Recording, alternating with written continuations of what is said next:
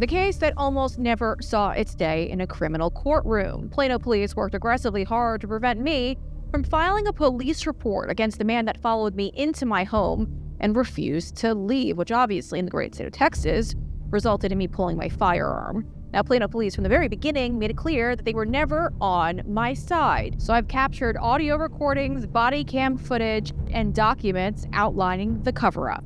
Meet Egyptian immigrant Harvy Barsoom. Barsoom is set to plead guilty for trespassing at my former residence. He is accepting the maximum penalty for following me into my home and refusing to leave last summer. Now, it's important to note, this door actually requires a fob to enter because it is a private residence. So he rushed behind me to snatch that door and then get into my building. Now, once inside, he begins to ask me in a very creepy tone to pet my dog. I issued him several warnings to exit the building because he did not live there. He refused to do so and even came up the stairs at me. After creating some distance, I issued him one more final warning before pulling out my firearm. Once Barsoom sees my gun, he runs away. It's worth noting, by the way, Barsoom never called police, but I did. And that's when Plano Police's cover-up began. Meet Officer Ken Mings. Just moments after the incident in the stairwell, Mings came into my home to take my report.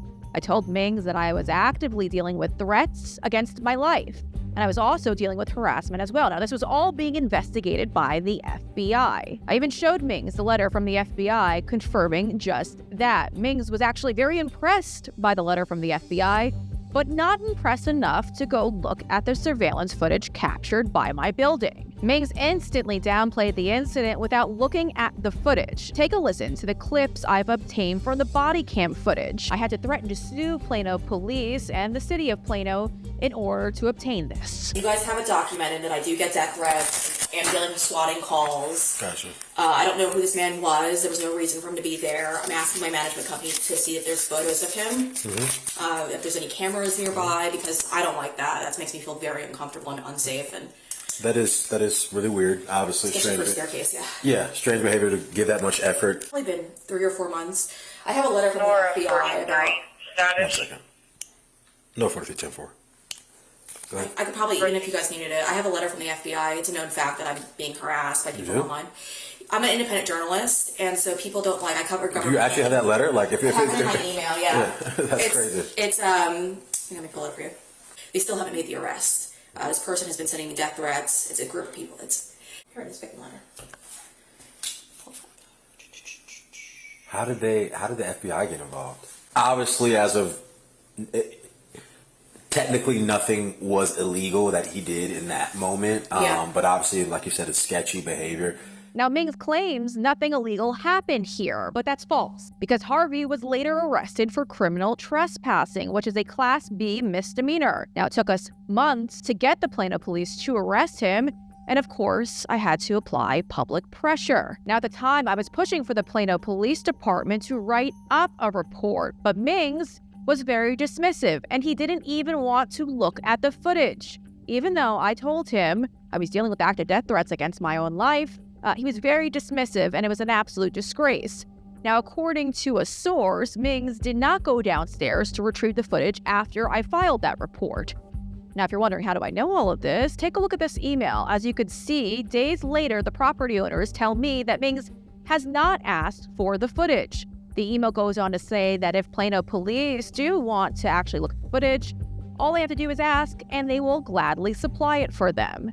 Now, I later demanded that the building just give the Plano Police Department and Officer Mings the footage, even if they don't approach them first. When they confirmed they did, Mings called me instantly to tell me that he had obtained the footage, and again says nothing criminal took place.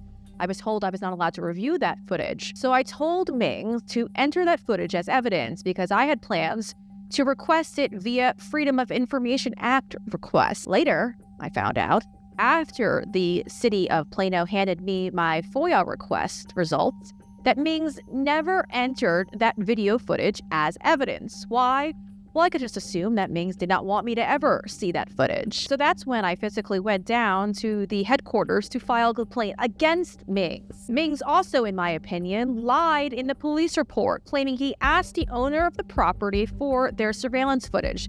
The email I just showed you confirms that he never asked management for that footage until I got very aggressive with them. Even after I forced Mings to look at the footage, he defended his own original bias. In the police report, he downplayed the incident as flirting and even acts as Barsoom's defense attorney by claiming if he wanted to hurt me, he would have at the entrance of the building. Now, even after completing that report, Mings did not move to run Barsoom's face through facial recognition or even investigate who he was. That's according to my Plano police source. Again, Plano PD did not let me review the footage at any point until I threatened to sue. I had to threaten to sue the Plano Police Department and the city of Plano, who tried their very best to block me from obtaining the footage.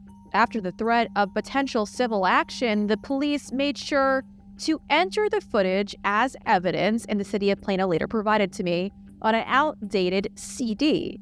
It was extremely difficult to find the footage on that CD-ROM, and it required me to obtain the help of a technological expert. As someone that covers sex crimes, murders, and assaults, I immediately knew the incident in the stairwell was not Barsoom's first. After Plano Police failed to help me, I had to ID the man myself. So I turned to social media for help, and quickly, all of the great patriots started pouring in, and they tracked down Barsoom and provided me with his personal information. My instincts were correct. Multiple women in the DFW area claimed Barsoom was allegedly stalking them. One even posted footage of him doing just that. She tells me he stalked her for months at her place of employment. Now, she didn't know who Barsoom was, but he would often come in claiming he was single, but then eventually admitted that he was in fact engaged. Then he went on to talking to this stranger who he didn't know about his and her sex life, asking her really creepy questions. It's worth noting that Barsoom actually was never a client of this woman. He just happened to see her and then began to go after her. I also found out that Barsoom was banned from the Stonebriar Mall after allegedly stalking several women and talking to them about sex. Barsoom agreed to plead guilty to avoid these women from testifying against him. When one of Harvy's victims saw the footage that I had posted on social media, she went directly to the Plano Police Department to report him. But the Plano Police Department turned her away. You heard that right. They told her to go to another police station, and they didn't take down any of her information. Now, the reason why this is insane is because the police station they were sending her to falls under the same county that was at the time prosecuting Harvy. So why would you turn a victim away without taking down their personal information and handing it over to the prosecutor? Well, luckily, this woman reached out to me directly and provided me with very specific details, including evidence. Now, after that video went viral, the Plano Police Department were more concerned about their PR nightmare rather than helping me, the victim. Internal emails obtained by the great folks over at Judicial Watch show the panic that was taking place behind the scenes. As you can see here, Plano Police Chief Ed Drain is being told that I posted the video on X. Dan Curtis tells the police chief that I am a former Fox journalist. He even lies by claiming I declined to file a complaint. He also lies and claims Harvy did not commit a crime, even though he did, and it was criminal trespassing, which again, Barsoom is allegedly pleading guilty to in Cullen County Criminal Court. Another Plano Police Department employee is telling others that I have a large following, and she is flagging this for the team. Other emails highlight the fact that the video is receiving millions of views. And the Plano police are also concerned about a report that's coming from the Dallas Express.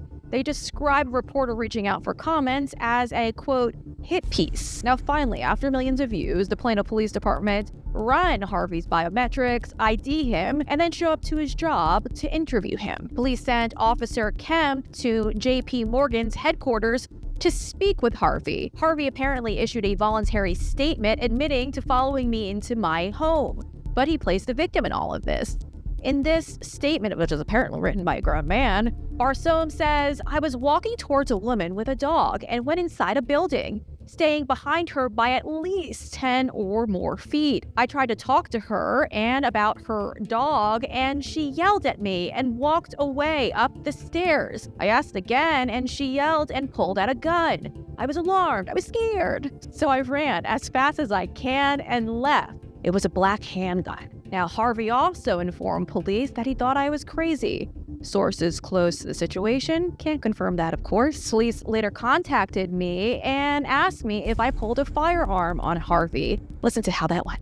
I think you were explaining to Officer Mings, because you had that fanny pack on, that you reached in and maybe, was it that you acted like you had a gun? Did you have a gun, or was it your phone?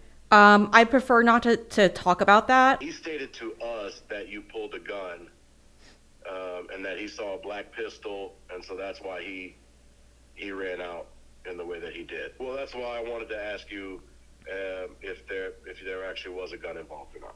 Yeah, I'm gonna hold off on that until, I spoke to an attorney previously about all of this to see where we should go, because I didn't hear from police.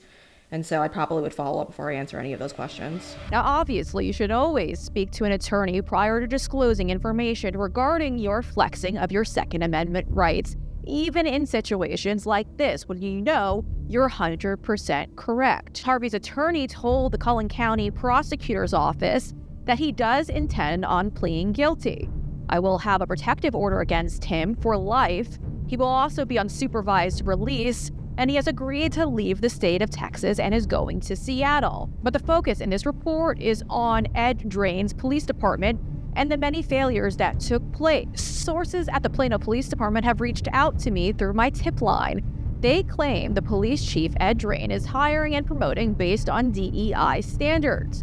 They also say Mings and Drain have a personal relationship. Now, I made several attempts to speak with the police chief, Ed Drain, directly, but he refused to speak with me. In an email that I sent to him, I informed him that Officer Mings had lied in the police report. I also detailed how Mings dismissed my claims before even looking into any of this. I also tell him that Mings was aware that there was an FBI investigation into threats against my life.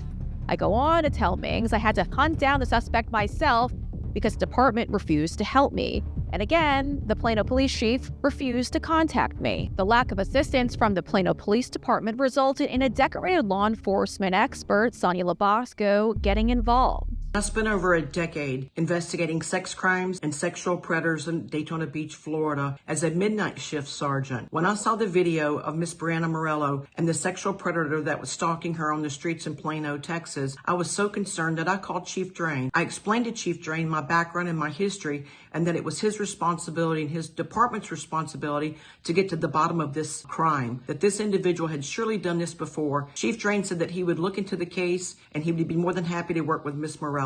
To date, I don't think that that's happened. Now, based on my experience and my Plano police sources and publicly sourced information, it appears the Plano police may be discouraging victims from coming forward to report crimes because they don't want you leaving a paper trail.